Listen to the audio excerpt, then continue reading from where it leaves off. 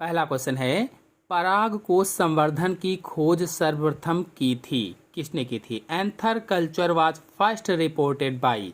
Answer सही होगा इसमें सी, गुहा और महेश्वरी ने की थी। आपको बता दें कि एंथर कल्चर की खोज सबसे पहले गुहा और माहेश्वरी के द्वारा की गई थी और ये तकनीक कई कारणों से महत्वपूर्ण है। जैसे यह एक सरल तकनीक है और पौधों की कुछ प्रजातियों में अपरिपक्व पराग कोशिका के विभाजन की प्रक्रिया उत्तेजित करना सरल होता है। इसमें परागकोशों की बहुत बड़ी संख्या अनुकूल प्रतिक्रिया देती है और अगुणित पौधों की बहुत बड़ी संख्या शीघ्रता से पैदा की जा सकती है। ये इसकी विशेषताएं होती हैं, ये महत्वपूर्ण तथ्य हैं इसके। नेक्स्ट क्वेश्चन है, विषम शब्द खोजिए। 4 ऑप्शन दिए गए हैं और इसमें से विषम शब्द खोजना है। तो देखिए, जो LD50 है पहला वाला और LC50 है दूसरा वाला और जो EC50 है तीसरा वाला, ये किसी रसायन के जीवों के लिए हानिकारक सांद्रता को अलग अलग संदर्भों के रूप में व्यक्त किया गया है। जबकि जो LE50 है, LE इसका संबंध किसी से नहीं है, इसलिए ये विषम शब्द है। नेक्स्ट क्वेश्चन है, खरोच प्रतिरोधी टमाटर को विकसित करने की तकनीक कहलाती है। खरोच यानी गलने वाले, तो खरोच प्रतिरोधी टमाटर को विकसित करने की तकनीक पूछा गया है। आंसर होगा पहला, एंटीसेंस RNA तकनीक। आपको बता दें कि खरोच या शीघ्रता से गलने के प्रति टमाटरों में प्रतिरोध उत्पन्न करने की तकनीक को एंटीसेंस RNA तकनीक कहा जाता है। यानी ये शीघ्रता से गले ना, इस तकनीक को एंटीसेंस RNA तकनीक कहा जाता है। नेक्स्ट क्वेश्चन है, नाड़ी स्पष्टता बीमारी पाई जाती है, किसमें पाई जाती है? Vein clearing disease is found in. Answer होगा इसमें D, leaf of lady finger यानी भिंडी की पत्ती में। बता दें कि नाड़ी स्पष्टता बीमारी एक विषाणु जन्य बीमारी है, विषाणु के द्वारा होने वाली बीमारी है या वायरस के द्वारा होने वाली बीमारी है जो भिंडी की पत्तियों में पाई जाती है। और यह पूरे भारत में, भारत की जो फसल है भिंडी की, उसमें गंभीर बीमारी होती है और इस रोग के कारण भिंडी के पौधों की पत्तियां जो होती हैं, उनकी जो सिराएं होती हैं, गाढ़ी गाढ़ी सी नसें जिसको आप लोग कहते हैं, तो सिराओं का पूरा पूरा जालक ही पीला हो जाता है और इस रोग के संक्रमण से नई पत्तियां पीली तथा आकार में छोटी भी हो जाती हैं, जिसके कारण पौधों में पुष्प आने की प्रक्रिया धीमी हो जाती है या कह लीजिए कि कम हो जाती है। ऐसे में अगर फल लगते भी हैं तो बहुत छोटे रह जाते हैं। नेक्स्ट क्वेश्चन है, निम्नलिखित में से कौन एक परात परजीवी है? Which one of the following is hyper parasites? Answer सही होगा इसमें पहला, जिनोप्सिला। जिनोप्सिला जो है ये परात परजीवी होता है। आपको बता दें कि परात परजीवी यानी हाइपर पैरासाइट वह परजीवी हैं जिनका पोषक भी परजीवी होता है, होस्ट भी परजीवी होता है या पैरासाइट होता है और ये प्रायः कीट वर्ग से संबंधित हैं, कीट वर्ग से। और जिनोप्सिला चूहों का परजीवी है। जो जिनोप्सिला है ये चूहों का परजीवी होता है। नेक्स्ट क्वेश्चन है, जेनोबायोटिक क्या है? जेनोबायोटिक क्या है बताना है।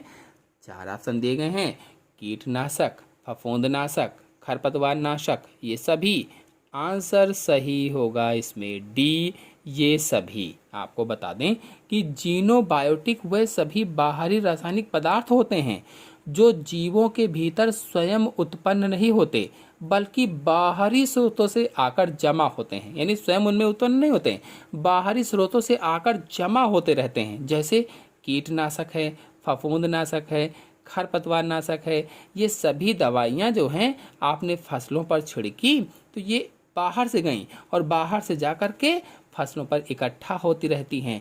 जब आप फसल पर छिड़कते हैं तो ये थोड़ा थोड़ी मात्रा में उनमें इकट्ठित होती रहती हैं और ये मनुष्य के लिए या जीवों के लिए हानिकारक होती हैं। शरीर के जो हमारे बहुत सारे तंत्र हैं उनमें गड़बड़ियाँ पैदा करती हैं।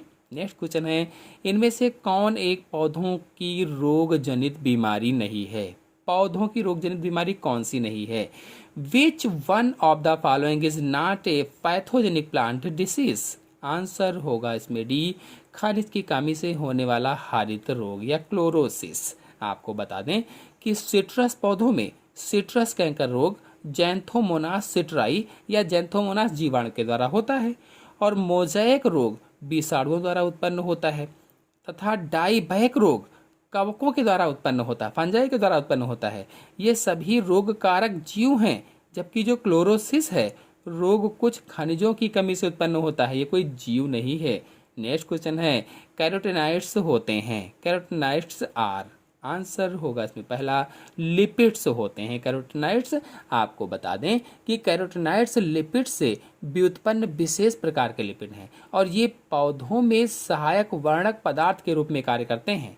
नेक्स्ट क्वेश्चन है, प्रथम ट्रांसजेनिक पौधा जिसका प्रयोग व्यावसायिक स्तर पर उत्पादन के लिए हुआ था। प्रथम ट्रांसजेनिक पौधा ऐसा कौन सा है जिसका प्रयोग व्यावसायिक स्तर पर उत्पादन के लिए हुआ? आंसर होगा इसमें सी, तंबाकू या टोबैको। आपको बता दें कि जब किसी पौधे में किसी दूसरी जाति के जीव का जीन जोड़ दिया जाता है तो ऐसे पौधे को ट्रांसजेनिक पौधा कहा जाता है। यदि आप लोग ट्रांसजेनिक पादप क्या होते हैं, ट्रांसजेनिक जंतु क्या होते हैं, पूरी जानकारी चाहते हैं तो चैनल में लेक्चर अपलोडेड है, आप लोग जाकर के देख सकते हैं। आपको बताते चलें कि तंबाकू सर्वप्रथम ट्रांसजेनिक पौधा था। जो तंबाकू था सबसे पहला ट्रांसजेनिक पौधा था जिसे व्यावसायिक स्तर पर प्रयोग के लिए बनाया गया था और इसे सबसे पहले वर्ष 1982 में उत्पन्न किया गया था, 1982 में। और आपको कुछ जानकारी दे दें कि चीन प्रथम देश था जिसके द्वारा 1992 में इसका व्यावसायिक स्तर पर उत्पादन भी शुरू किया गया। चीन ऐसा पहला देश था जब सन 1992 में इसने व्यावसायिक स्तर पर इसका उत्पादन शुरू किया और वर्ष 1994 में फ्लेवर सेवर टमाटर ये प्रथम ट्रांसजेनिक खाद्य था जिसका व्यावसायिक स्तर पर उत्पादन किया गया था वर्ष 1994 में। और वर्ष 1990 में कपास के पौधे को आनुवांशिक रूप से सफलतापूर्वक ट्रांसजेनिक किया गया था। सभी पॉइंट अच्छे से समझेंगे और इन पर प्रश्न जरूर बनेंगे, जरूर आएंगे टीजीटी पीजीटी में। नेक्स्ट क्वेश्चन है, पहला सफल ट्रांसजेनिक पौधा है, पहला सफल ट्रांसजेनिक पौधा कौन सा है? तो हम सभी लोग जानते हैं बीटी कपास पहला सफल ट्रांसजेनिक पौधा है, फर्स्ट सक्सेसफुल ट्रांसजेनिक प्लांट है। नेक्स्ट क्वेश्चन है, महाद्वीपीय विस्थापन का सिद्धांत किसके द्वारा प्रतिपादित किया गया था? आंसर सही होगा इसमें डी, वेगनेर के द्वारा। आपको बता दें कि महाद्वीपीय विस्थापन का सिद्धांत जर्मन भूवैज्ञानिक एल्फ्रेड वेगनेर के द्वारा वर्ष 1912 में प्रतिपादित किया गया था। नेक्स्ट क्वेश्चन है, पॉलीसाइफोनिया के कार्पोस्पोर्स होते हैं, कैसे होते हैं? Haploid, diploid, triploid, polyploid.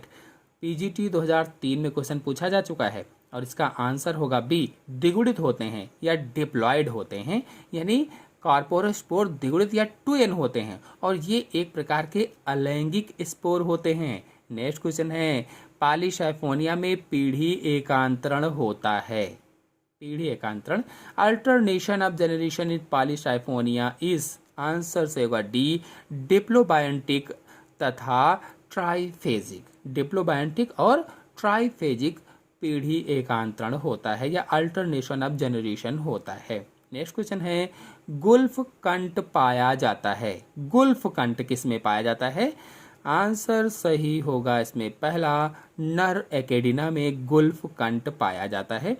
आपको बता दें कि नर एकेडिना में प्रत्येक पश्चपाद पर या हैंड लेग पर एक खोखली तथा कांटेदार संरचना होती है जिसे गुल्फ कंट कहा जाता है या टर्सल स्पर कहा जाता है। नेक्स्ट क्वेश्चन है, पाइनस में बहुभ्रूणता का मुख्य कारण है, यानी मुख्य कारण बताना है, क्या है?